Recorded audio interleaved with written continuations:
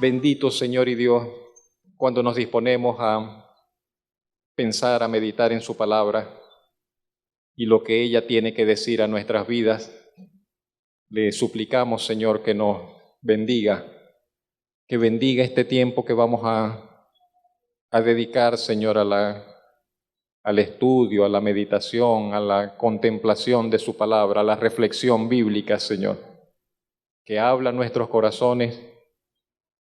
Usted sabe de qué tenemos necesidad. Usted conoce lo que vivimos, las situaciones que estamos enfrentando, las dificultades que tenemos. Usted conoce, Señor, nuestra fuerza y nuestra debilidad, Señor. Y por ello invocamos, Señor, pedimos, Señor, su bendición.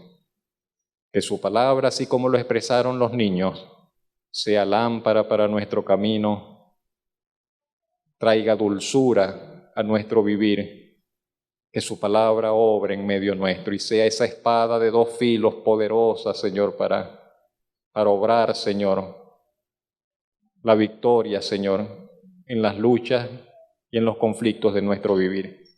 En Cristo Jesús, Señor y Salvador, se lo pedimos. Amén.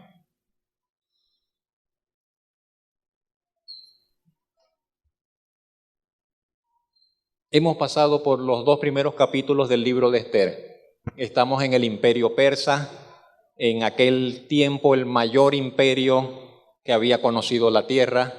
El pueblo de Israel había sido llevado prisionero, cautivo, aunque algunos para ese tiempo ya habían regresado a su tierra. Sin embargo, muchos judíos, mucha gente del pueblo de Israel estaba diseminada por distintas naciones.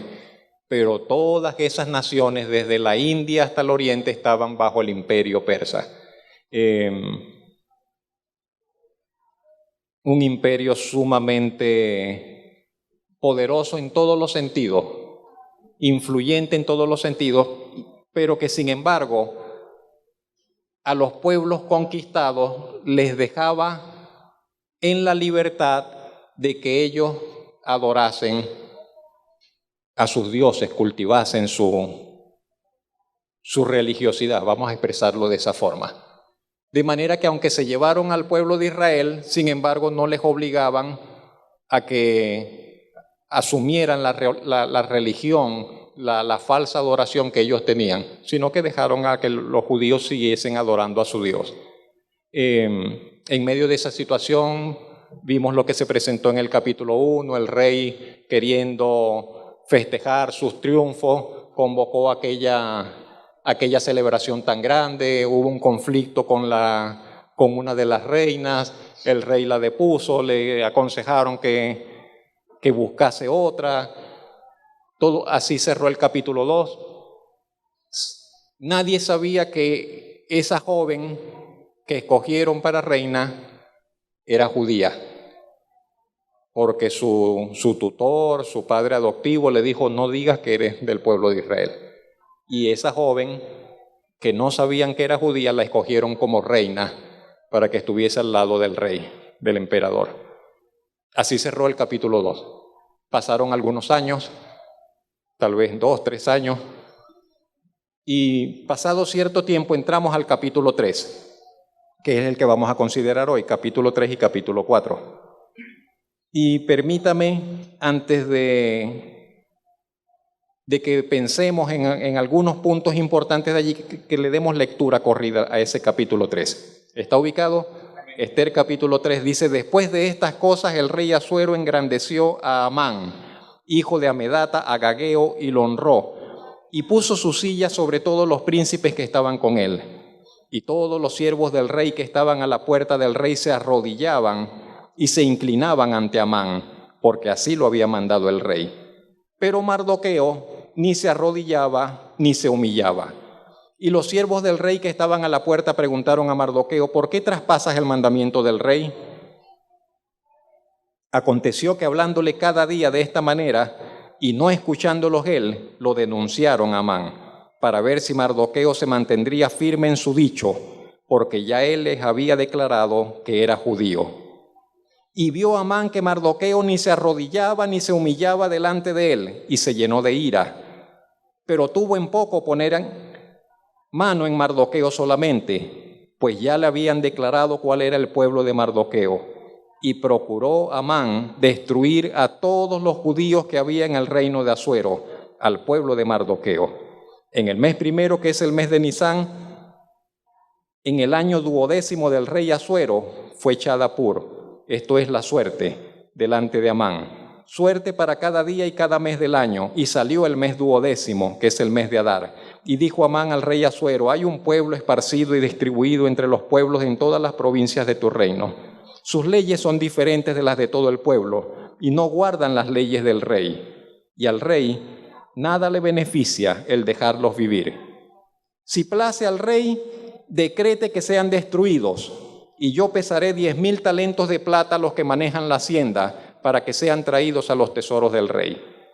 Entonces el rey quitó el anillo de su mano y lo dio a Amán, hijo de Amedata, Agageo, enemigo de los judíos, y le dijo: la plata que ofreces sea para ti, y asimismo el pueblo, para que hagas de él lo que bien te pareciere.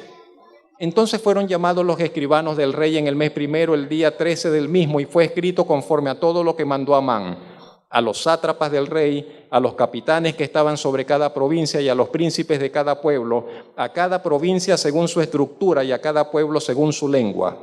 En nombre del rey Asuero fue escrito y sellado con el anillo del rey. Y fueron enviadas cartas por medio de correos a todas las provincias del rey con la orden de destruir, matar y exterminar a todos los judíos, jóvenes y ancianos, niños y mujeres, en un mismo día, en el día 13 del mes 12º, que es el mes de Adar, y de apoderarse de sus bienes. La copia del escrito que se dio por mandamiento en cada provincia fue publicada a todos los pueblos a fin de que estuviesen listos para aquel día, y salieron los correos prontamente por mandato del rey, y el edicto fue dado en Susa, capital del reino, y el rey y Amán se sentaron a beber, pero la ciudad de Susa estaba conmovida. Vamos a hacer una pausa allí. Lo primero que nos presenta este capítulo 3 del libro de Esther es el ascenso de Amán. Hasta ahora, capítulo 1, capítulo 2, ese nombre no apareció por ninguna parte. Y de repente el capítulo 3, lo primero que nos presenta es que un hombre llamado Amán fue levantado, fue colocado en alto, fue enaltecido por el rey. Fue llevado a las esferas de poder con el visto bueno del rey. En los sucesos que veremos, que ya leímos y que veremos más adelante, se nos revela qué tipo de hombre era Amán. De cuando aparece allí, dice: el rey engrandeció a Amán y colocó su trono más alto de los demás. No sabemos nada de este hombre.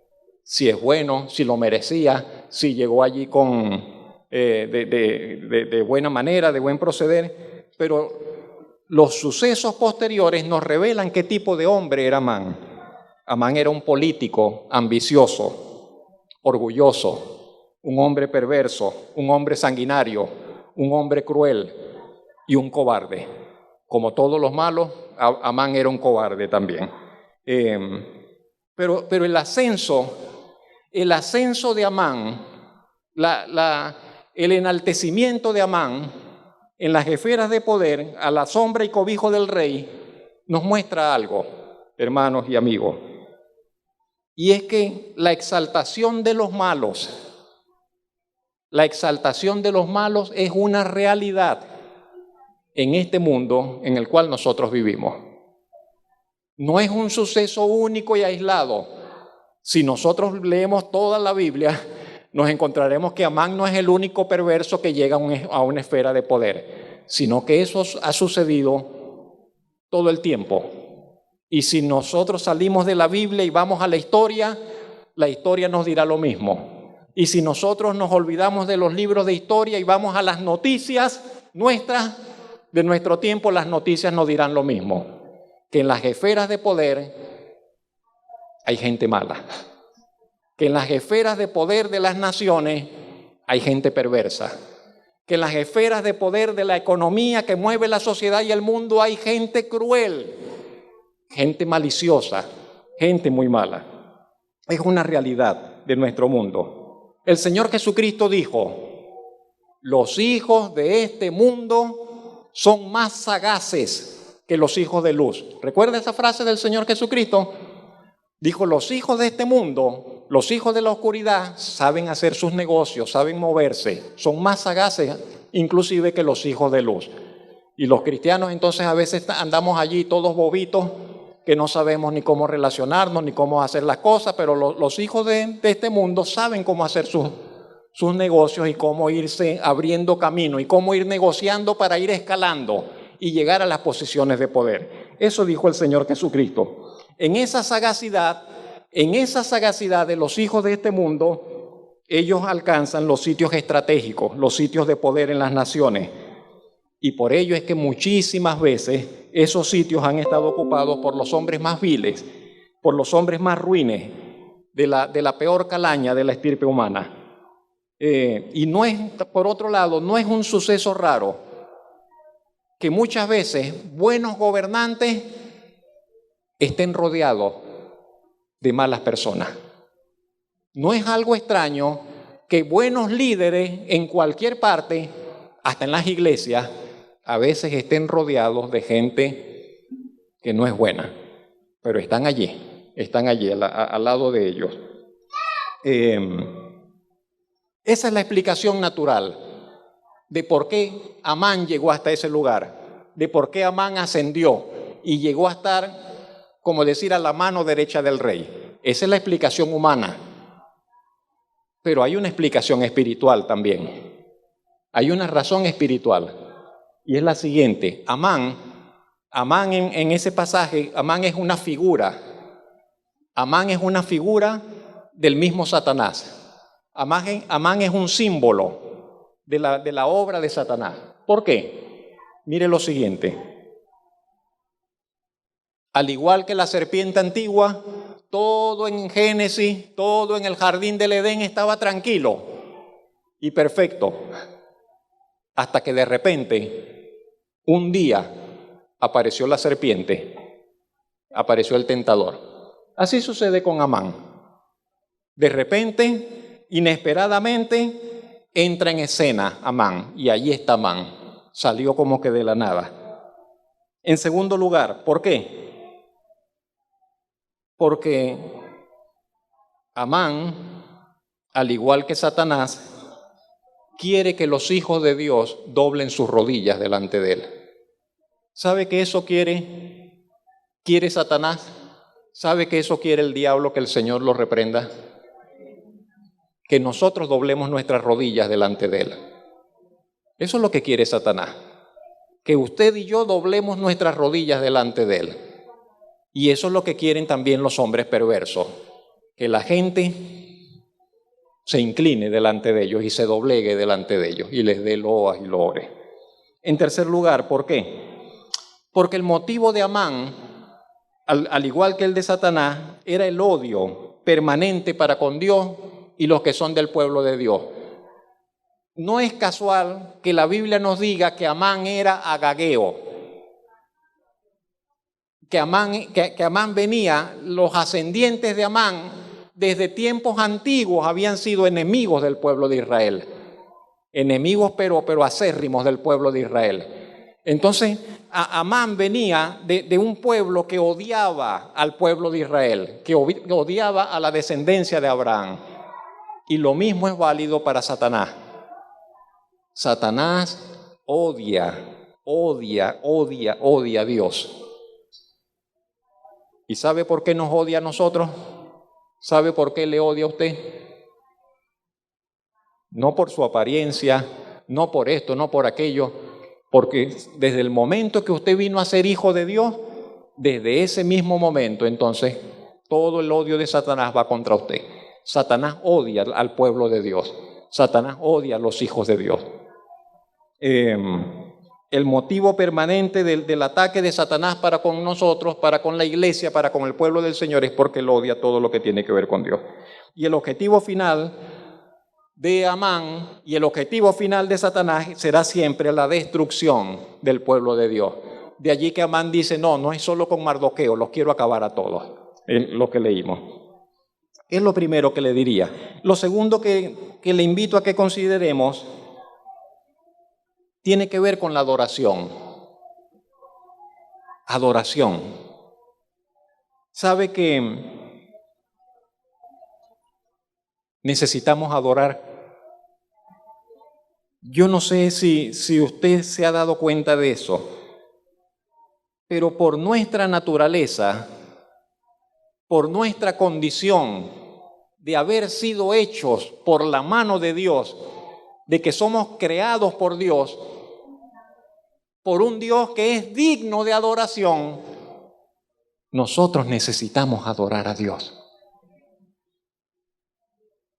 Cuando digo necesitamos, en todo el sentido de la palabra. Si alguien le dijese, ¿por qué tomas agua? No puedes vivir sin tomar agua. No podemos vivir sin tomar agua, lo necesitamos. Si no tomamos agua nos deshidratamos, morimos. Necesitamos adorar a Dios. Necesitamos adorar a Dios. Y si no adoramos a Dios, vamos a estar mal. Y a veces estamos mal y no sabemos por qué estamos mal.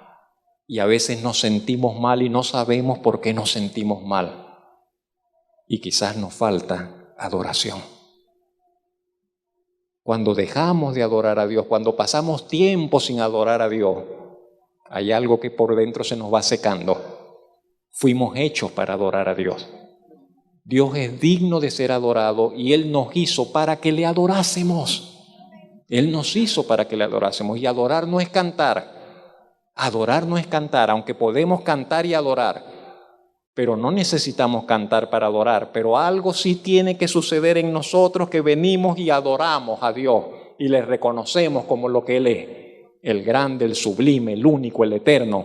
Y que somos de Él y que le necesitamos de Él y que nos postramos como a sus pies. Y que estamos allí, Señor, para vida o para muerte, para lo que tú quieras. Soy tuyo. Necesitamos adorar a Dios. El hombre que no adora a Dios, cuando digo el hombre me refiero en el sentido general. El hombre, el ser humano, la persona que no adora a Dios vivirá siempre con un gran vacío en su ser. ¿Y sabe qué? No solo vivirá con un vacío. Si no adora a Dios, va a adorar a otro hombre. O adorará a un animal. O adorará una piedra. O adorará un palo. O se adorará a sí mismo. Pero el ser humano no puede vivir sin adorar. Y si no adora a Dios, va a adorar un falso ídolo, va a adorar un falso Dios. Si no adora al Dios verdadero, terminará adorando a un falso Dios. O a sí mismo o al hombre. Eso está más que comprobado. Por eso que usted dirá, pero el mundo está lleno de religiones. Claro, el mundo está lleno de religiones. Una sola verdadera, el Evangelio, la palabra de Dios y todas las demás falsas, y siguen habiendo más y cada vez surgen más y surgen más, porque eso es una necesidad en el ser humano. ¿Y por qué el hombre endiosa a los hombres? Y adora a los hombres, y adoraron a Hitler, y adoraron a los otros, y nosotros aquí también en Venezuela, usted sabe, y decían el eterno, fulano, el otro, y por favor, blasfemia. Solo Dios es digno de ser adorado. Únicamente el Señor es digno de ser adorado. Y entonces, pero cuando la persona conoce al Dios verdadero y la palabra de Dios viene y le ilumina la mente y le ilumina el corazón, el hombre entiende Dios y solamente Dios merece ser adorado. Y mirará su pasado y dirá, qué barbaridad, yo sí estaba ciego, adoraba esto, adoraba aquello, ahora entiendo que solo Dios es el único que merece ser adorado. Y llegamos a esa convicción, y cuando el ser humano llega a esa convicción, dirá, a mí que me quiten la vida, pero yo no vuelvo a adorar a nadie más, únicamente a Dios. ¿No es así? En medio de esa esclavitud en que se encontraba el pueblo de Israel bajo el dominio del imperio persa, los judíos adoraban a Dios. Y parte de esa adoración se expresaba en que ellos solamente iban a inclinarse y a doblar sus rodillas delante del Señor. Por eso cuando engrandecen a Amán y todos comenzaron a arrodillarse delante de Amán, había un portero, Mardoqueo, que estaba a las puertas de allí, y el portero venía, y cuando pasaba Amán, el portero no doblaba sus rodillas. Y Mardoqueo no se arrodillaba como todos lo hacían. Y Mardoqueo no lo hacía para llamar la atención. Mardoqueo no quería llamar la atención sobre sí mismo, pero él no podía arrodillarse delante de Amán. Y inmediatamente la gente se dio cuenta. Hey, ¿por qué no te arrodillas?, le dijeron. ¿Por qué tú no te arrodillas delante de Amán? Y tuvo que darles la explicación y decirle, yo no me arrodillo delante de él porque yo soy judío y yo creo esto y yo creo aquello y yo solamente me arrodillo delante de Dios.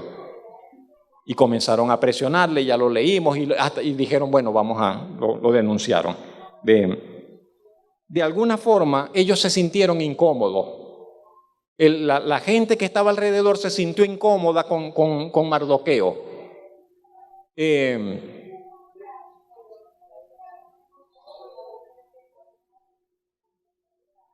Aunque usted no lo quiera, cuando usted comienza a obedecer al Señor y a honrar solamente a Dios, sin que usted se lo proponga, va a incomodar a otras personas. Y la gente se va a sentir incómoda. ¿Y por qué ya no haces esto? Pero si tú antes lo hacías, ¿por qué ahora no lo haces? Pero si tú antes me acompañabas a esto, ¿por qué ahora no me quieres acompañar? Pero si tú antes pensabas así, y comienza ese forcejeo, comienza esa presión, comienza esa crítica, comienza esa lucha.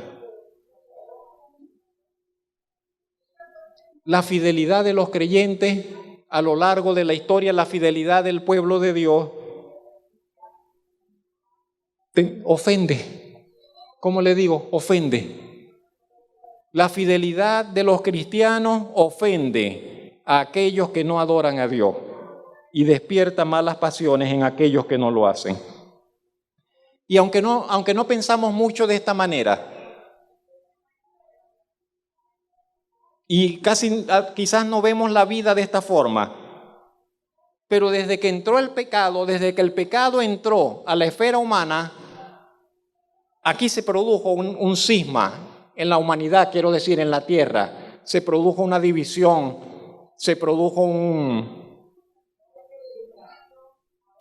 encendió una mecha, se encendió una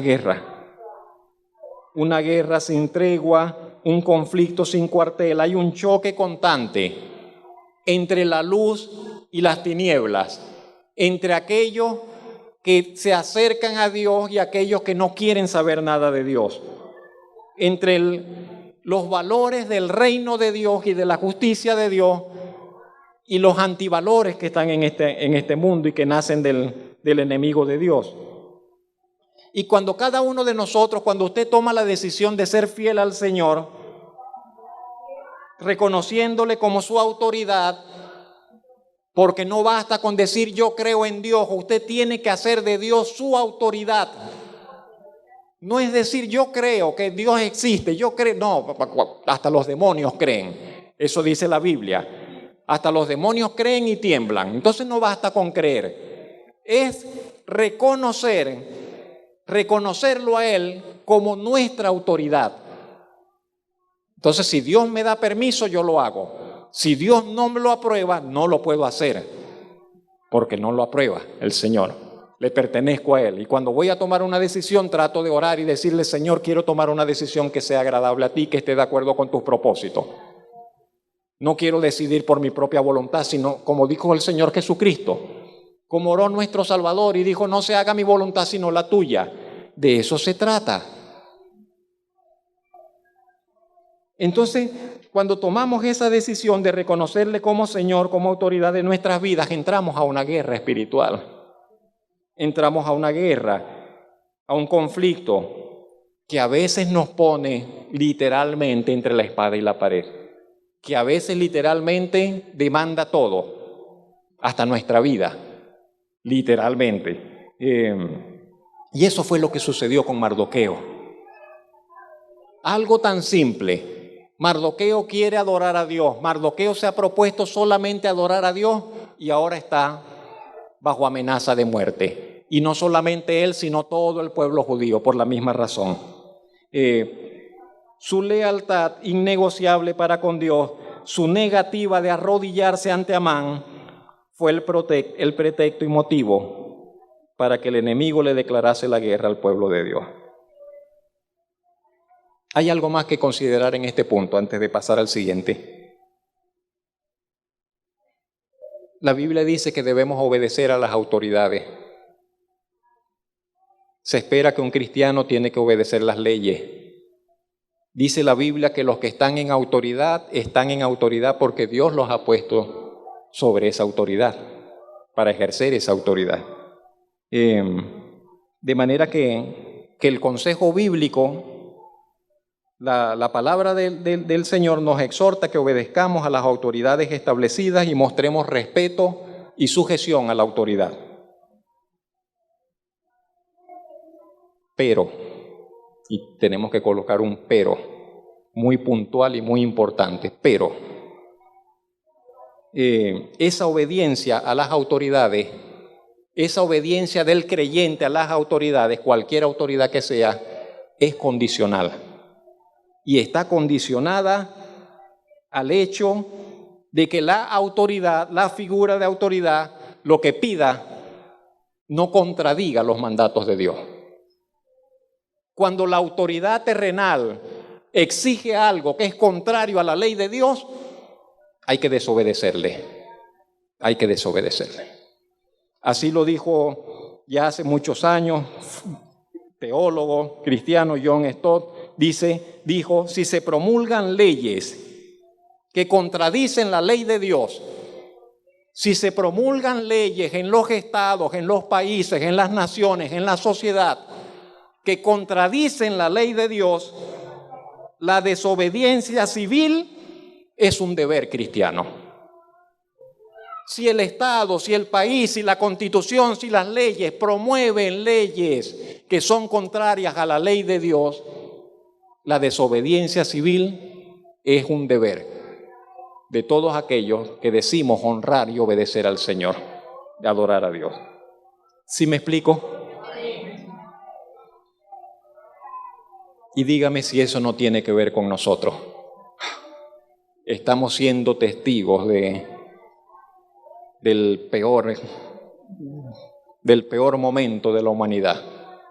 Las leyes más absurdas, las leyes más inmorales, las leyes más atroces. El derecho de asesinar legalmente con el amparo de la ley a los niños en el vientre materno. El derecho de cambiar la sexualidad de los niños, la mentalidad, no la sexualidad, el derecho de pervertir todo, el derecho de ultrajar la dignidad de la institución matrimonial. No, es un desastre lo que estamos viviendo. Especialmente en nuestro tiempo donde las naciones parecen correr de manera desenfrenada, aprobando leyes cada vez más antibíblicas que se oponen frontalmente a los mandatos y valores del reino de Dios. Los que reconocemos la autoridad de la palabra del Evangelio, los que reconocemos la imperecedera y divina autoridad de la palabra de Dios, estamos llamados por Dios mismo a mantener con valentía y honor nuestra posición como personas de un pensar y un vivir diferente para la honra y gloria de Dios. No podemos ir con esa corriente. No podemos ir con esa corriente. Así lo hizo Mardoqueo. Y con eso llegamos al capítulo 4. Leamos rápidamente, por favor, el capítulo 4. Luego que supo Mardoqueo todo lo que se había hecho de esas leyes y de lo que se les venía como pueblo, rasgó sus vestidos. ¿Me sigue? Se vistió de cilicio y de ceniza y se fue por la ciudad clamando con grande y amargo clamor. Y vino hasta delante de la puerta del rey, pues no era lícito pasar adentro de la puerta del rey vestido con cilicio. Y en cada provincia y lugar donde el mandamiento del rey y su decreto llegaba, tenían los judíos gran luto, ayuno, lloro y lamentación. Cilicio y ceniza era la cama de muchos. Y vinieron las doncellas de Ester y sus eunucos y se lo dijeron, Y entonces la reina tuvo gran dolor y envió vestidos para hacer vestir a Mardoqueo y hacerle quitar el cilicio, mas él no los aceptó. Entonces Ester llamó a Atac, uno de los eunucos del rey, que él había puesto al servicio de ella, y lo mandó a Mardoqueo con orden de saber qué sucedía y por qué estaba así. Salió pues Atac a ver a Mardoqueo a la plaza de la ciudad que estaba delante de la puerta del rey.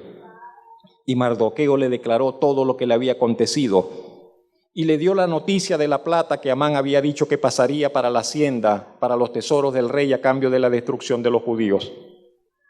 Le dio también copia del decreto que había sido dado en Susa para que fuesen destruidos, a fin de que mostrase a Ester y se lo declarase y le encargara que fuese ante el rey a suplicarle y a interceder delante de él por su pueblo. Vino Atac, contó a Ester las palabras de Mardoqueo. Entonces Ester dijo a Atac que le dijese a Mardoqueo: todos los siervos del rey y el pueblo de las provincias del rey saben que cualquier hombre o mujer que entra al patio interior para ver al rey sin ser llamado, una sola ley hay respecto a él: ha de morir, salvo aquel a quien el rey extendiera el cetro de oro, el cual vivirá. Y yo no he sido llamada para ver al rey estos 30 días. Y dijeron a Mardoqueo las palabras de Ester. Y entonces dijo Mardoqueo que respondiesen a Ester: no pienses que escaparás en la casa del rey más que cualquier otro judío, porque si callas absolutamente en este tiempo, respiro y liberación vendrá de alguna otra parte para los judíos, mas tú y la casa de tu padre pereceréis. Y quién sabe si para esta hora has llegado al reino. Y Ester dijo que respondiesen a Mardoqueo: ve y reúne a todos los judíos que se hallan en Susa, y ayunad por mí, y no comáis ni bebáis en 3 días, noche y día. Yo también con mis doncellas ayunaré igualmente, y entonces entraré a ver al rey, aunque no sea conforme a la ley. Y si perezco, que perezca. Entonces Mardoqueo fue e hizo conforme a todo lo que le mandó Ester. Tiempos críticos exigen acciones diferentes, es lo que le quiero decir. Los tiempos críticos y de amenaza que se ciernen sobre nuestras vidas, por otro lado, necesitan ser discernidos. Nosotros necesitamos aprender a discernir, a saber ver más allá de las circunstancias y ver qué es lo que está allí, qué es lo que se nos viene, qué es lo que está realmente sobre nuestras vidas. Los tiempos críticos requieren ser discernidos y percibidos para enfrentarlos adecuadamente con los recursos de Dios. Hay tiempos de paz, ciertamente. Y todos quisiéramos vivir en permanente paz, ¿no es así? Yo preferiría, claro, vivir todo el tiempo en paz y que uno se levantase y pasa el día tranquilo y va a la cama en paz y que la vida transcurra de esa forma. Y tenemos tiempos de paz, tiempos en los que nada nos perturba, donde todo parece que todo va prosperando sin problemas, sin contrariedades, tiempos en los que el enemigo como que se apartó. De hecho, sucede así.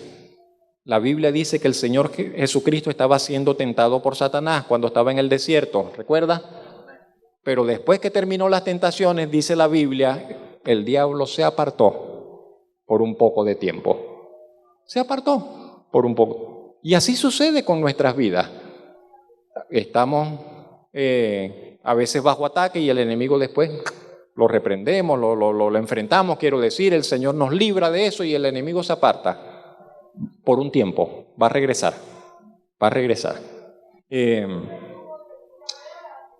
Pero los tiempos de paz terminan.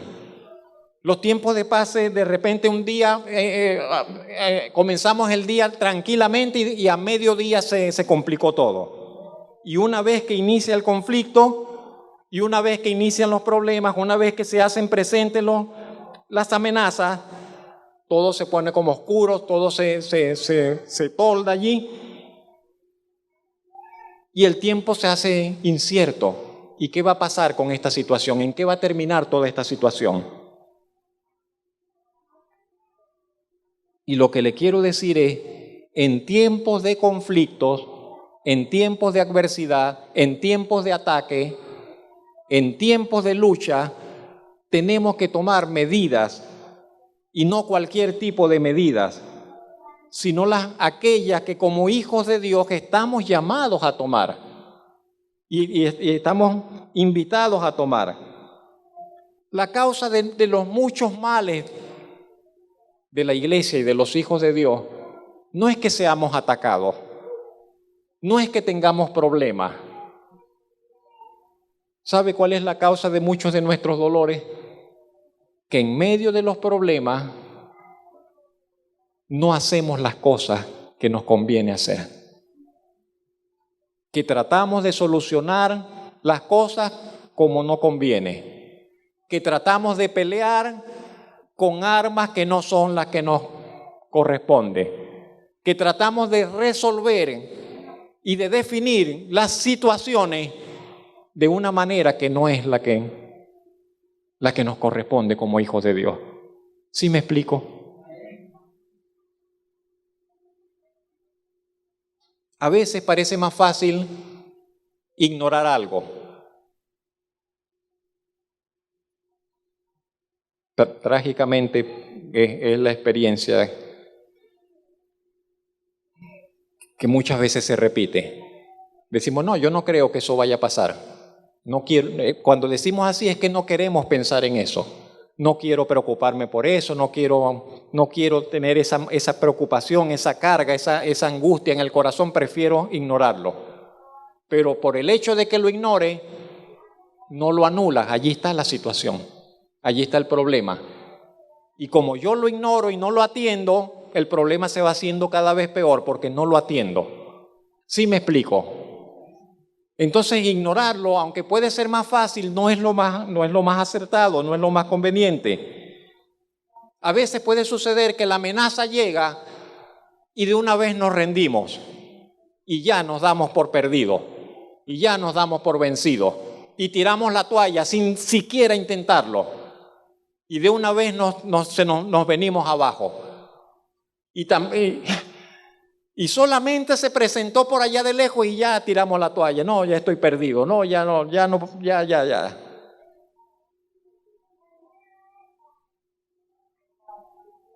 Somos humanos.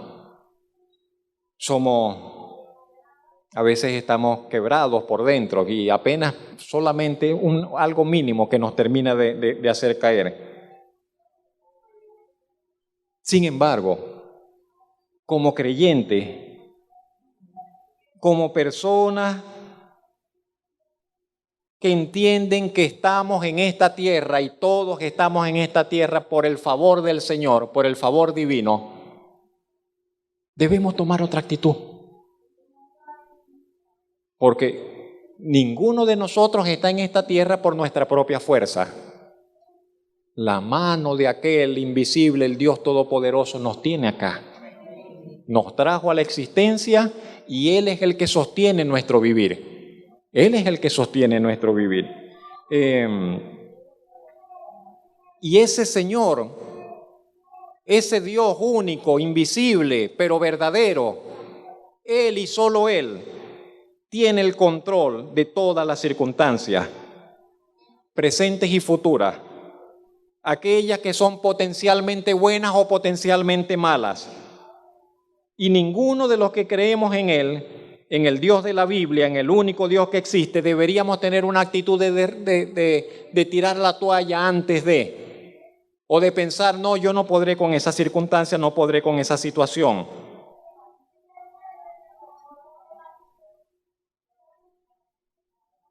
Debemos recordar, pase lo que pase, Dios está allí. Anúnciese lo que se anuncie, Dios está por encima de todos.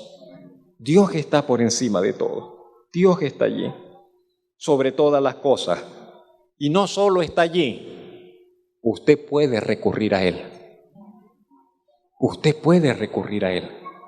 Quien quiera que sea usted que me escucha, usted puede recurrir a Dios. Usted puede recurrir a Dios. Y de seguro encontraremos ayuda al ir ante su presencia, la ayuda y la gracia necesaria para salir adelante en los tiempos de conflicto. Mardoqueo y los judíos de las distintas provincias entendieron que la situación era grave, gravísima. Mardoqueo no dijo, no, vamos a olvidarnos de eso, vamos a declarar prosperidad, no sé, vamos a confesar lo contrario. No dijo ninguna de esas tonterías. Mardoqueo dijo, estamos en una situación gravísima. El peligro de lo que se nos amenaza es pero demasiado. Mardoqueo así lo entendió, y no solo él, todos los judíos así lo entendieron. Y yo quiero decirle, permítame decirle, situaciones extraordinarias requieren medidas extraordinarias. Situaciones de emergencia requieren acciones de emergencia. Y yo no sé si como cristianos lo hemos entendido y lo hemos aprendido, pero hay momentos que llegan a nuestras vidas circunstancias, que llegan a nuestra vida situaciones en las que se requiere que nosotros actuemos de una manera diferente a como venimos actuando.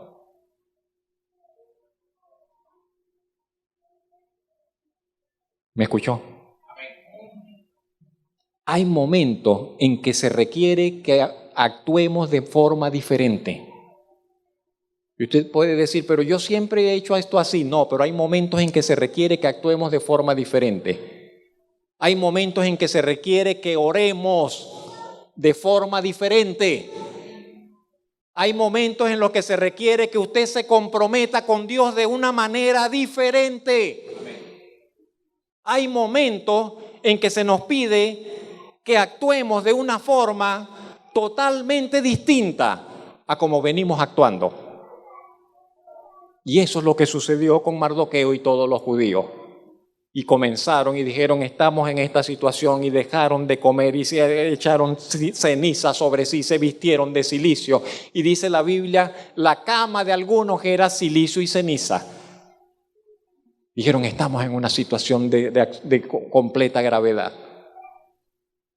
Y usted dirá, pero Dios pide eso. Sí. De hecho, allí está en la Biblia. Y a veces Dios demanda, Dios espera que nosotros, ¿cómo expresarlo? No sé, nos humillemos delante de Él. Y a veces que le digamos, Señor, tú me importas más que la misma comida, que mis propias comodidades, que mis propias costumbres, no lo sé.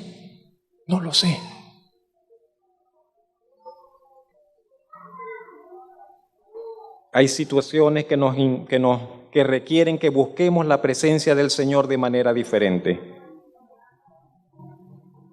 Esther como que no se había dado cuenta de nada de esto, porque ella está en el palacio, porque ella está resguardada allí con sus sirvientes, y ella está al margen de todo eso. Y a ella le llegó el rumor, Mardoqueo está así. Mardoqueo tiene las ropas rotas, Mardoqueo está con las ropas sucias, Mardoqueo está lleno de ceniza, está allí en la puerta, pero está como un pordiosero. ¿Y saben lo que hizo Esther? Le mandó ropa. Bueno, ella pensaba que ese era el problema. Y le dicen, llévenle esta ropa para que se ponga otra ropa. Y Mardoqueo le dice, no, yo no quiero ropa. El problema no es la ropa. Y entonces la pone al tanto de la situación. Y pero sin embargo, cuando ella ve a Mardoqueo y todavía no sabía nada, dice la Biblia que ella sintió dolor en su corazón. Ella no sabía nada del problema. Ella solamente ve que Mardoqueo está mal. No sabe por qué está mal, pero le dolió en su corazón.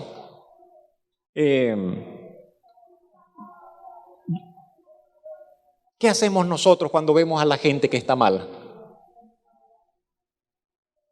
¿Qué hacemos nosotros cuando vemos a alguien que es cercano a nosotros? Cercano quiero decir que está a la vista, que lo vemos, cercano, no sé, vecino, desconocido. Pero ¿qué hacemos cuando vemos a alguien que está mal? que está quebrado por la vida, que está sufriendo, que está llorando, que está mal, ¿qué hacemos? No podemos ser indiferentes, es lo que le quiero decir. No, la indiferencia no puede ser. No podemos ser indiferentes, no podemos cerrar el corazón. Y a veces nos da pena llegar a una persona, pero yo no lo conozco, pero yo no sé, pero no sé, tenemos que hacer eso a un lado. Tenemos que involucrarnos y tratar de acercarnos a las personas que sufren. Así no sean familia, así no sean hermanos en la fe, así no sean conocidos. Pero si alguien que sufre está cerca de nosotros, yo creo que es la voluntad de Dios que usted y yo no seamos indiferentes ante ese sufrimiento. Y tenemos que pedirle al Señor que nos ayude a salir de nuestros palacios y a salir de nuestros harenes y a salir de la comodidad y el resguardo de nuestras habitaciones para acercarnos a aquellos que sufren, que son nuestros semejantes y ver qué podemos hacer con ellos. Y para cerrar este punto quiero decirle, tengamos en cuenta que muchas veces los propósitos de Dios, muchísimas veces los propósitos de Dios se llevan a realización a través de los esfuerzos que podemos hacer para ayudar a alguien. Y no es algo espiritual, y no le voy a predicar, y no voy a, lo que voy es ayudarle a resolver un problema, que no tiene comida, que necesita una medicina, que está llorando porque está deprimido. Y no soy psicólogo, y no soy persona fácil, pero bueno, voy a estar allí, lo voy a acompañar un rato. Y quizás así, y muchas veces así, los propósitos de Dios van realizándose y no sabemos qué viene después de ello. Mardoqueo le manda a decir a Esther que tenía que suplicar ante el rey, que tenía que interceder ante el rey. Mardoqueo lo veía clarito. Es lo que le quiero decir. Mardoqueo lo veía clarito. Mardoqueo decía, aquí lo que tenemos que hacer es que Esther vaya y hable con el rey. Esther no lo veía. Esther no lo entendía. Si a Esther no le había pasado ni siquiera por la mente. Pero Mardoqueo lo veía clarito. Esther era la persona clave. Pero ella no sabía, ni siquiera lo había imaginado. Y es más, cuando Mardoqueo se lo plantea, ella dice, no puedo. Dice, yo no puedo, yo no tengo invitación para ir a ver al rey en estos 30 días. Y si me aparezco allá, estoy muerta. A veces nosotros no vemos la salida. A veces nosotros no vemos la solución. Y el que está al lado nuestro la ve clarita. ¿Sí me explico? Puede ser que usted no lo vea, hombre, y puede ser que tu esposa lo está viendo clarito. Pero también al revés, hermana. Puede ser que usted no lo vea y su esposo lo ve clarito. Puede ser que nosotros no veamos lo que tenemos que hacer, lo que conviene que hagamos. Pero hay un hermano, hay un amigo, hay alguien que está allí y nos da el... ¿Qué tenemos que hacer entonces? Hay que dar oído, hermano. No cierre su oído al consejo en tiempos de conflicto. No cierre su oído al consejo en medio de las dificultades, en medio de los problemas. Dispóngase a escuchar con más atención. Quizás Dios traerá una palabra de orientación a su vida por una persona que usted ni siquiera espera. Y allí viene un consejo que usted necesita, algo que usted necesita y no ha estado viendo y no ha logrado ver. Proverbios 26:12 dice que no seamos sabios en nuestra opinión, en nuestra propia opinión. Dice que el hombre que es sabio en su propia opinión, dice, más esperanza hay de un necio que de esa persona que cree que no, a mí nadie me va a decir nada, a mí nadie me va a enseñar, a mí nadie me tiene que decir lo que tengo que hacer. Le ponga tanta arrogancia, le ponga tanta altivez. Necesitamos muchas veces que alguien nos confirme, que muchas veces que alguien nos diga, muchas veces que alguien nos dé allí una palabra de orientación. Y especialmente, repito, en tiempos conflictivos.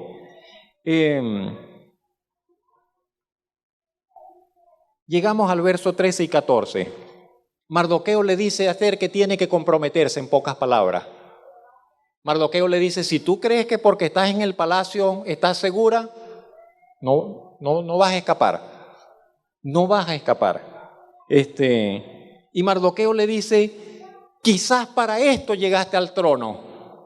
Quizás por eso estás allí en el trono, precisamente para esta hora, para ser el instrumento de Dios para traer salvación al pueblo judío. Y ese es uno de los momentos cumbres del libro, de todo el libro de Ester, ese versículo 14 del capítulo 4. Mardoqueo le dice, si callas, respiro y liberación vendrá de otra parte y vas a perecer. Pero quizás para esto, dice, para esta hora has llegado al reino.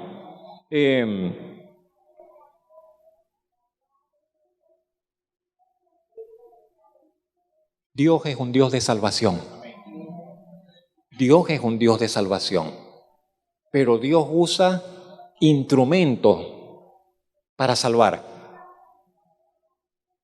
Dios usa instrumentos para salvar y llama a hombres y llama a mujeres para que sean sus agentes, a través de los cuales Él llega y obra la salvación. Y Mardoqueo le dice a Ester, si tú no participas, si tú no te comprometes, Dios va a traer por otro lado el respiro y la liberación necesaria, pero Dios lo va a hacer. Contigo o sin ti. Dice, yo creo que es contigo.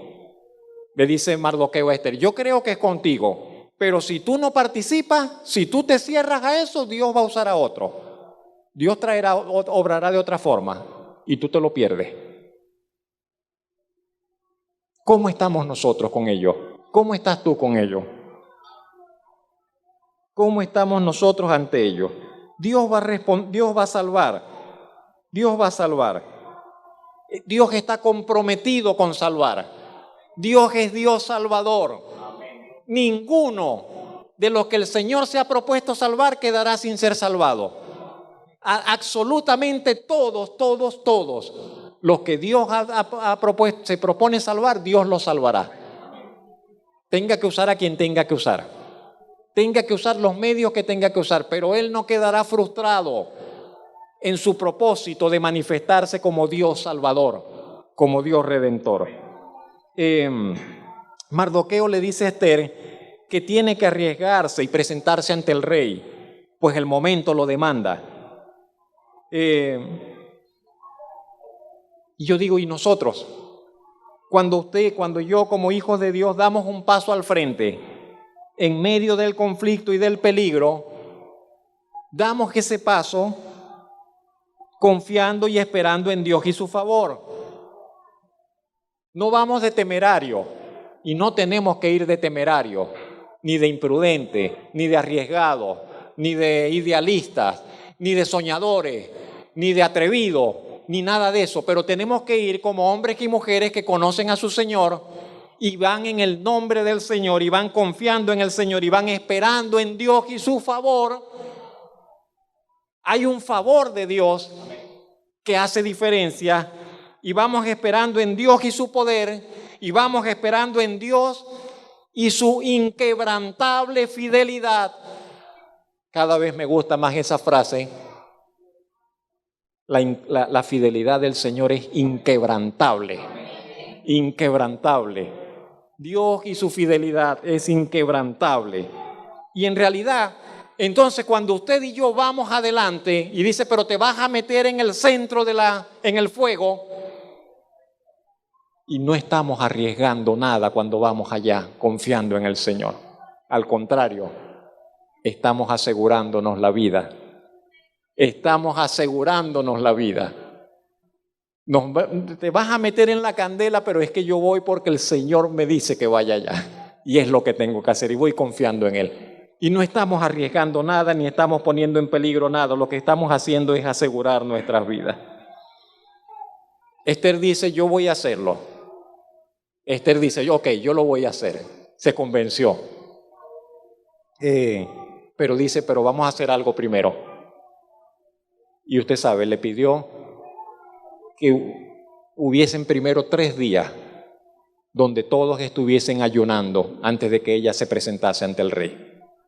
3 días de ayuno, que nadie coma, que nadie beba. Yo también voy a ayunar con mis doncellas, dice Esther, y luego voy ante el rey. Y si perezco, que perezca, pero voy allá. El valor del ayuno, el valor de la oración. Necesitamos de manera especial la ayuda del Señor en algunos momentos, y quizás una de las, no sé si decir la única, pero quizás una de las mejores formas de solicitar esa ayuda sea ayunando ante el Señor. Usted recuerde que el Señor Jesucristo, antes de iniciar su ministerio y su lucha contra el diablo para hacer la obra que el Señor le había encomendado, estuvo ayunando 40 días. Usted recuerde que antes de que Moisés se presentara ante la ley, con la ley delante del pueblo para decir, Dios me trae acá con esta misión, Moisés estuvo ayunando 40 días también. Usted recuerde que Juan el Bautista, antes de manifestarse a la nación de Israel, también andaba ayunando por aquellos lugares desiertos. Y usted recuerde que el apóstol Pablo dice, también me la he pasado en muchos ayunos y desvelos, dice, orando el Señor. Y quizás el ayuno sea una práctica bastante descuidada en nuestros tiempos, en medio de la iglesia del Señor.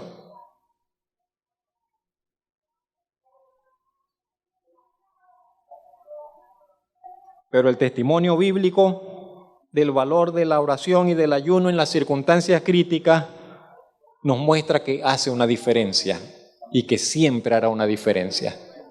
La oración siempre hará una diferencia en la causa de los hijos de Dios. El capítulo termina expresando que Mardoqueo hizo lo que Esther le había mandado.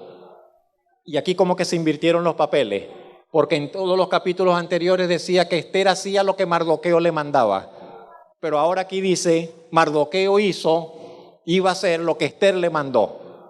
Ahora es Mardoqueo quien va a hacer todo lo que Esther le ha mandado. Y lo que este hecho manifiesta, hermanos, amigos, veo el absoluto acuerdo. En medio de esa situación, Esther y Mardoqueo están así, completamente unidos. Y aunque Esther está en palacio y Mardoqueo está a puertas afuera, sin embargo están como uno solo. Dice, ustedes allá ayunan, nosotros por acá, pero estamos en lo mismo. Y se pusieron de acuerdo para el proceder. Se pusieron de acuerdo para hacer frente a la situación y cómo lo iban a hacer. Y yo le quiero decir, y ya estamos por terminar, tenemos que aprender a sostener y a mantener la unidad. Tenemos que aprender a sostener y mantener la unidad en medio de las luchas y de los conflictos que llegan a nuestra vida. ¿En cuánto sentido? En mucho. Tenemos que aprender a mantenernos unidos al Señor. Hay cristianos, hay creyentes que cuando llegan los momentos difíciles, en vez de mantenerse unidos al Señor, lo que hace es que se alejan. Y dejan de orar, y dejan de leer la palabra, y dejan de tener comunión con el Señor. Hay cristianos que cuando la tienen difícil, entonces dejan de congregarse, no van a la iglesia porque tienen muchos problemas. Pero entonces, es al revés, es al contrario. Tenemos que aprender a mantenernos unidos en tiempos de conflicto, unidos al Señor, unidos a la iglesia, unidos al Señor por medio de la oración, por medio de la comunión con su palabra, unidos a la familia de fe que es la iglesia, y especialmente en tiempos de luchas y en tiempos de conflictos, de problemas, es cuando más necesitamos mantenernos unidos a la iglesia y al pueblo del Señor. Acordar propósitos de ayuno. Póngase de acuerdo con alguien en el pueblo de Dios. Vamos a ayunar juntos por esto. Apóyame en oración con esto. Vamos a orar por esto. Acordar propósitos de oración, propósitos de intercesión, de apoyos de unos para con otros, antes de dar los pasos que hay que dar. Le pregunto, y estamos finalizando,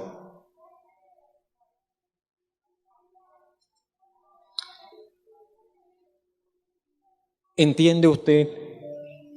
¿Estamos entendiendo que es normal? ¿Que es normal que de tiempo en tiempo el enemigo de Dios se levante contra nosotros y nos haga la guerra? ¿Entiende usted eso, mi hermano y hermana? Que es normal. Es normal que de tiempo en tiempo el enemigo de nuestras almas nos declare la guerra y arremeta contra nosotros. Eso es normal. Eso es normal. Comprendemos que durante nuestra estadía en esta vida, en esta tierra, el conflicto es una constante. No existe la vida sin problemas. No existe el vivir sin sufrimiento, no existe el vivir sin pérdidas, no existe. Si alguien le dice, no, desde que yo soy cristiano mis problemas se acabaron, es mentira. No es cierto. Los creyentes tenemos tantos problemas, o a veces más, que aquellos que no conocen al Señor. Porque nos preocupamos de muchas cosas de las cuales la gente que no conoce a Dios no se preocupa, ni le preocupa en absoluto.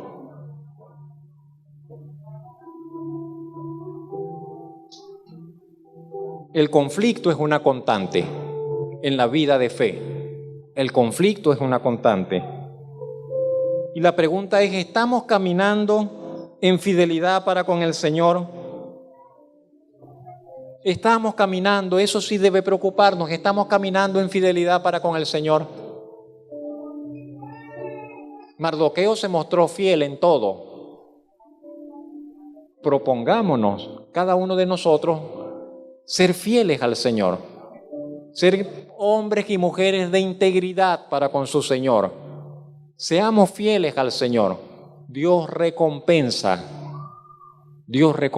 la fidelidad de los suyos.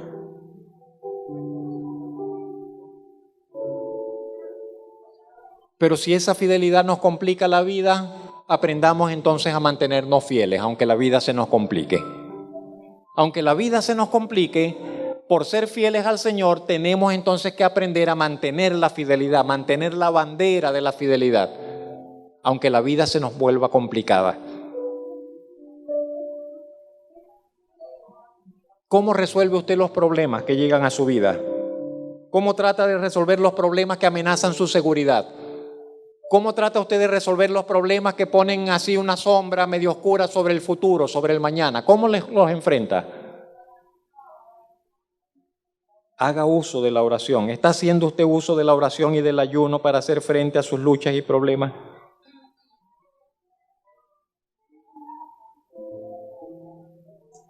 ¿Eres de aquellos que guardan la unidad y se mantienen en unidad pase lo que pase?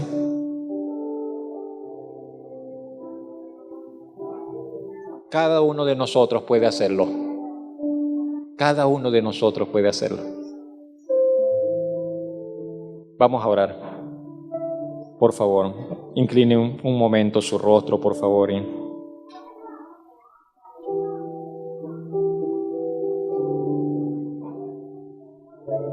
Señor, gracias por la vida que usted nos ha dado.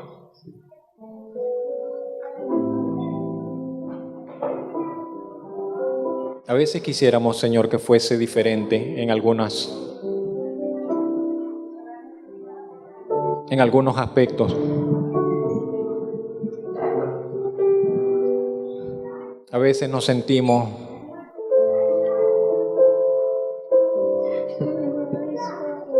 más aprensivos, Señor, más cargados de lo que quisiéramos, Señor.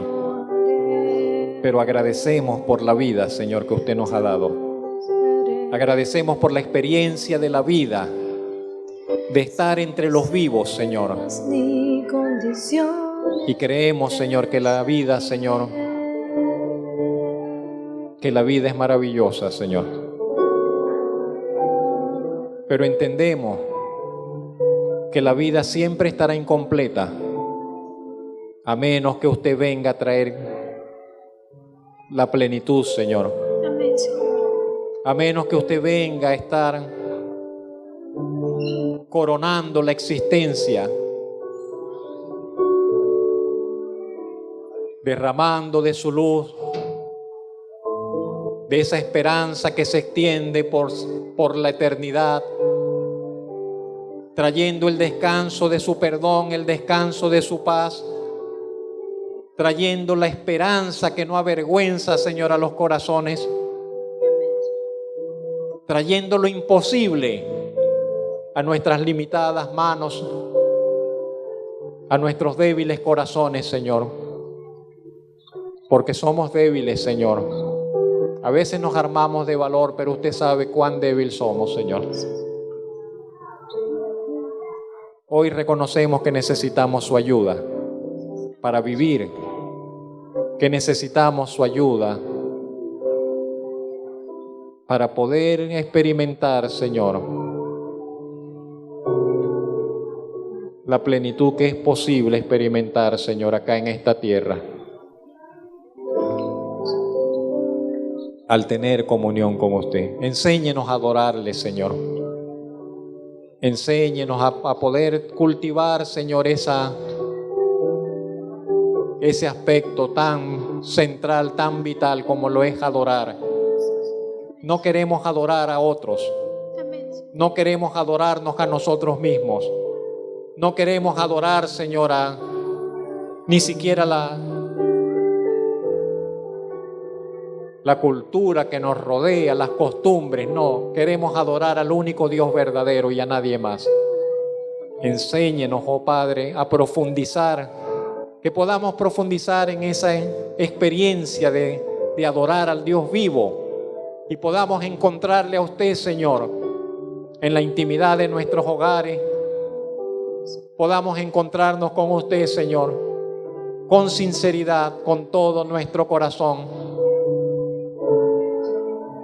Podamos postrarnos en reconocimiento y adoración delante de usted, para entonces poder estar de pie ante la vida y sus circunstancias, ante la vida y sus problemas, ante la vida y sus desafíos, y podamos incluso prevalecer y hacer frente sin temor y sin miedo, Señor, a aquellos que nos declaren la guerra, pues entenderemos que usted está con nosotros, que somos suyos, parte del pueblo suyo.